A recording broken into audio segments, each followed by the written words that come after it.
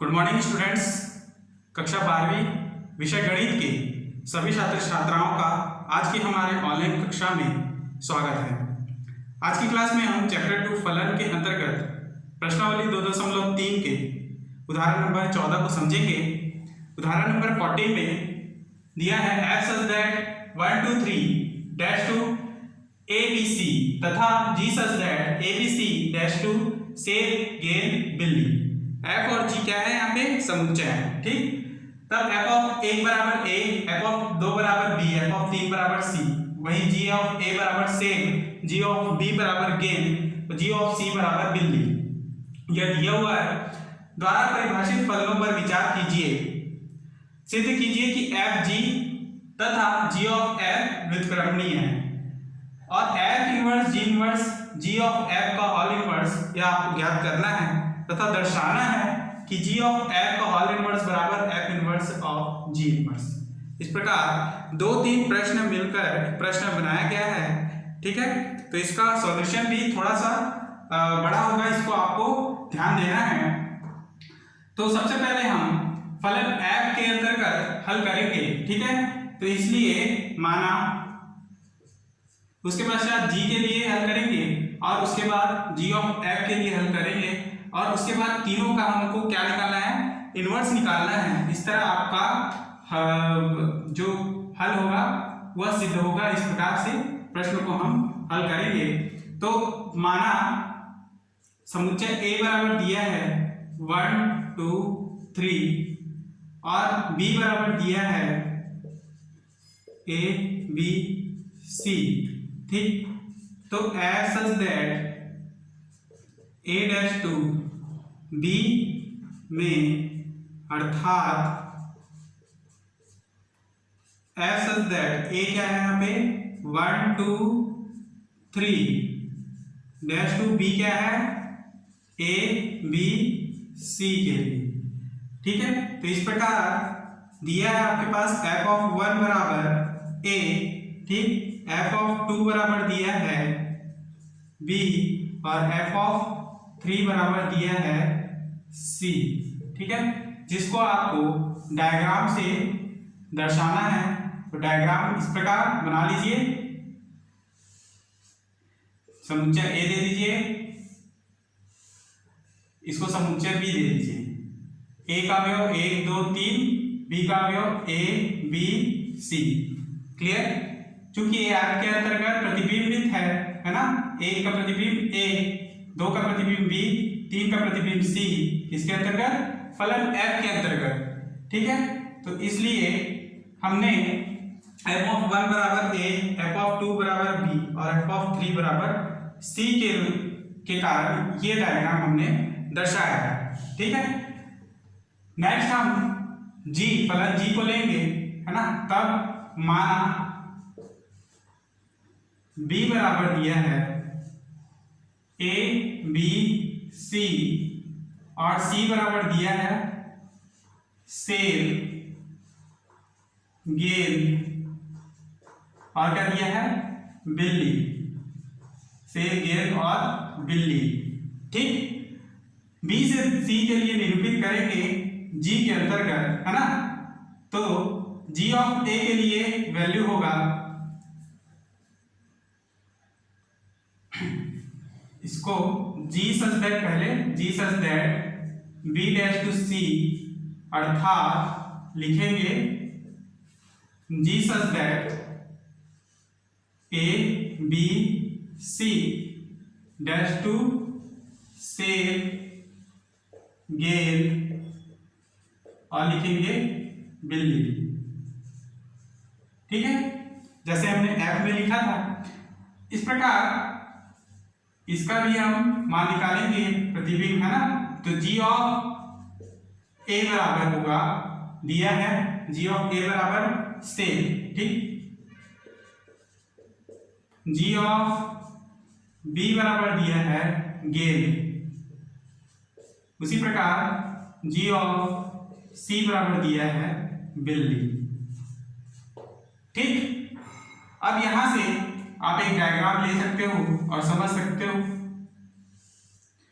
यदि जी फलन जी के अंतर्गत समुच्चय बी है ना, जिसके अवयव क्या है ए बी सी, और सी समुच्चय है जिनके अवयव क्या है सेब गेंद और बिल्ली। तो ए सेब से प्रतिबिंबित है, बी गेंद से, और सी बिल्ली से, किसके अंतर्गत फलन जी के अंतर्गत। ठीक, तो जी ऑफ ए बराबर क्या है सेब, जी ऑफ बी बराबर गेंद, और जी ऑफ सी बराबर बिल्ली। ठीक, यहाँ पर फलन एफ और फलन जी को हमने दर्शा दिया। अब हम फलनों के संयोजन से जी ऑफ एफ का मान निकालेंगे। ठीक,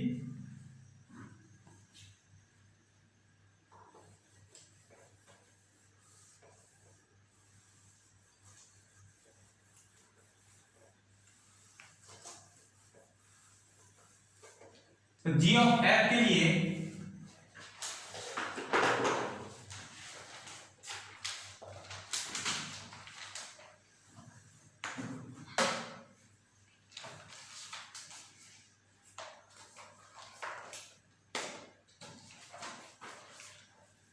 g of F such that फलनों के संयोजन से क्या हो जाएगा ए डैश टू सी, अर्थात समुच्चय ए का वैल्यू क्या है g of a, g of f a का वैल्यू है 1 2 3 है ना, और सी का अवयव क्या था, सी का अवयव है सेब गेंद और बिल्ली, सेब गेंद और बिल्ली। ठीक, अब इसके लिए हम जी ऑफ एफ ऑफ 1 के लिए मान निकालेंगे। ठीक है, तो जी ब्रैकेट में एफ ऑफ 1 रहेगा, और एफ ऑफ 1 का मान हमने क्या निकाला, मतलब क्या दिया था ए, तो लिखेंगे जी ऑफ ए, और जी ऑफ ए का वैल्यू क्या दिया है यहाँ पर सेब, तो जी ऑफ एफ 1 का मान हो गया सेब। उसी प्रकार जी ऑफ एफ 2 का मान होगा g of b is equal to gain. उसी प्रकार जी ऑफ एफ 3 का वैल्यू होगा जी ऑफ एफ ऑफ 3, तो g of C is equal to बिल्ली। तो हमने एफ जी व जी ऑफ एफ का वैल्यू निकाल लिया है। अब इसके इनवर्स की बारी है ना, चूंकि एफ जी व जी ऑफ एफ एक ही आच्छादक होगा, है ना, वैल्यू हमने निकाला है, तो क्या है एफ जी तथा जी ऑफ एफ एक ही आच्छादक है, अतः एफ इनवर्स जी इनवर्स और जी ऑफ एफ का होल इनवर्स का भी अस्तित्व है, और जिसे हम अभी समझेंगे।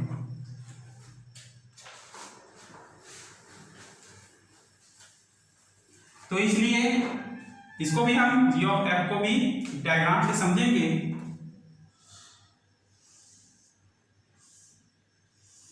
जी ऑफ एफ के लिए समुच्चय दिया है ए और ये सी, 1 2 3, और इसका है सेब है ना, गेंद और है बिल्ली, सेब गेंद और बिल्ली।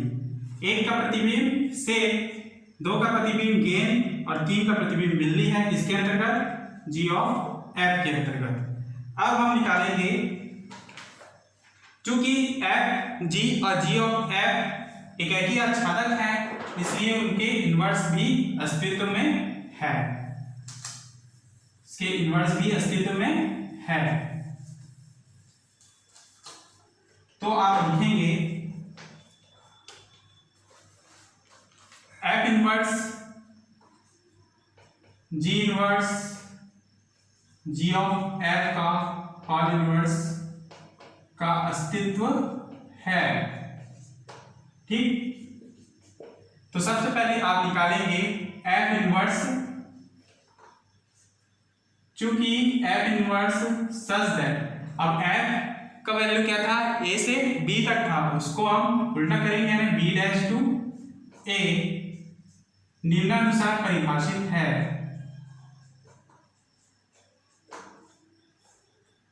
निम्नानुसार परिभाषित है, तो लिखेंगे एफ इनवर्स बी से ए तक है, ठीक है। तो एफ इनवर्स का मान हो जाएगा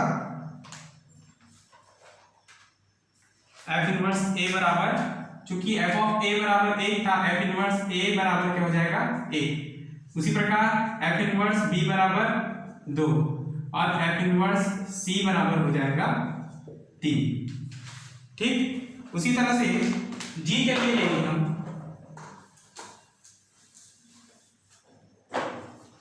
तो जी का वैल्यू क्या हो जाएगा जी के लिए, है ना, चूंकि G inverse such that C dash two B निम्नानुसार परिभाषित है,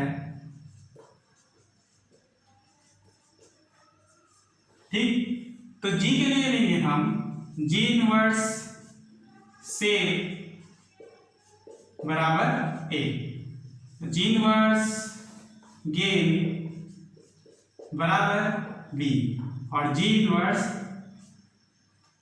बिल्ली बराबर क्या हो जाएगा सी। तो एफ इनवर्स और जी इनवर्स के वैल्यू भी निकल गए। अब आप जी इनवर्स ऑफ जी और जी ऑफ एफ का ऑल इनवर्स निकाल सकते हो। जी ऑफ एफ का ऑल इनवर्स, है ना, यहां से आप निकालेंगे जी ऑफ एफ का इनवर्स, है ना। तो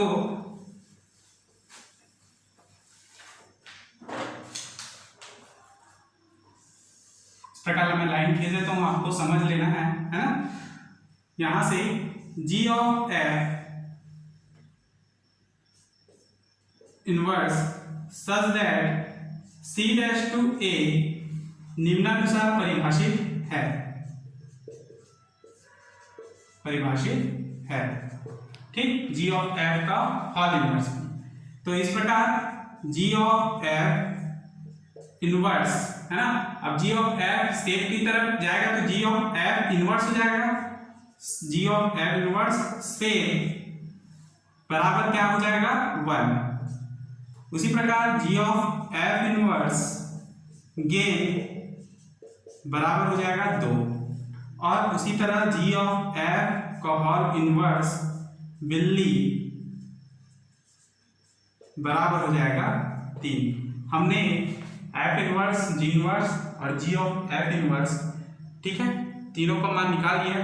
अब आपको केवल एफ इनवर्स और जी इनवर्स का वैल्यू निकालना है और दोनों का वैल्यू देखना है कि ये बराबर है नहीं है, बराबर है या नहीं। इस तरह आपका क्वेश्चन जो है सिद्ध हो जाएगा, जो आपको निकालना है। तो नेक्स्ट हम एफ इनवर्स और जी इनवर्स के लिए निकालेंगे।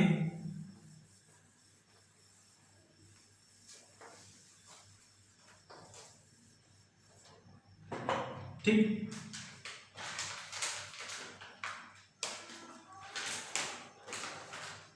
इसके बाद आपको इसको बनाना है, उसके पश्चात इसमें आना है ना। तो आप निकालेंगे F inverse of G inverse बराबर, तो एफ इनवर्स जी इनवर्स से के लिए, एफ इनवर्स जी इनवर्स के लिए बराबर हो जाएगा एफ इनवर्स। अब जी इनवर्स सेप को आप अंदर लेंगे और जी इनवर्स सेप का वैल्यू आपके पास है ए, तो एफ इनवर्स ए और एफ इनवर्स ए का वैल्यू है 1, तो जी एफ इनवर्स और जी इनवर्स बराबर हो जाएगा 1। उसी तरह से एफ इनवर्स जी इनवर्स गेन का वैल्यू हो जाएगा एफ इनवर्स जी इनवर्स गेन बराबर एफ इनवर्स बी बराबर 2। उसी प्रकार F inverse of G inverse बिल्ली, है ना, बराबर F inverse G inverse of बिल्ली बराबर हो जाएगा F inverse of C is equal to 3।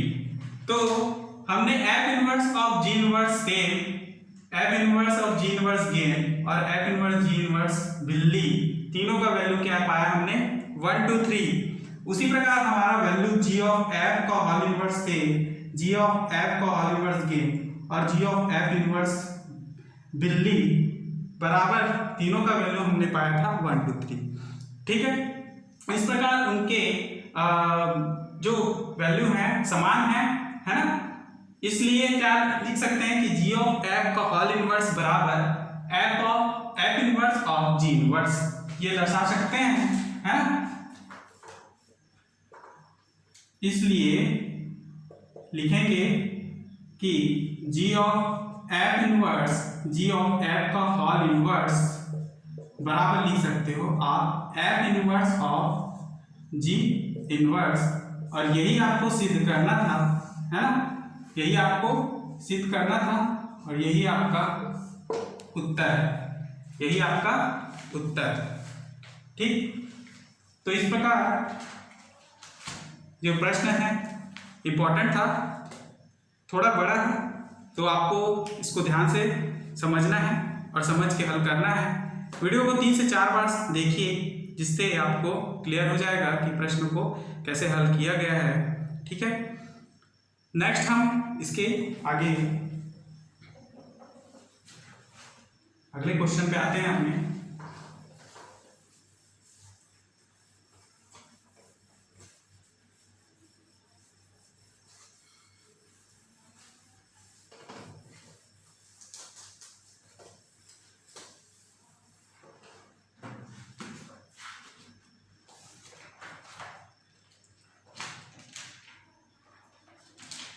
Question number 1, प्रश्नावली 2.3 का क्वेश्चन नंबर 1।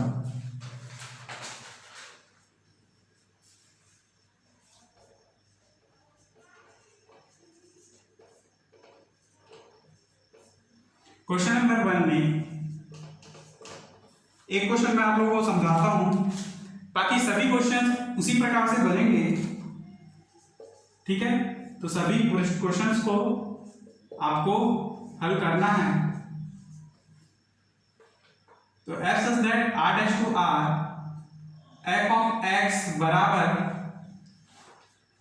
3x minus 2 द्वारा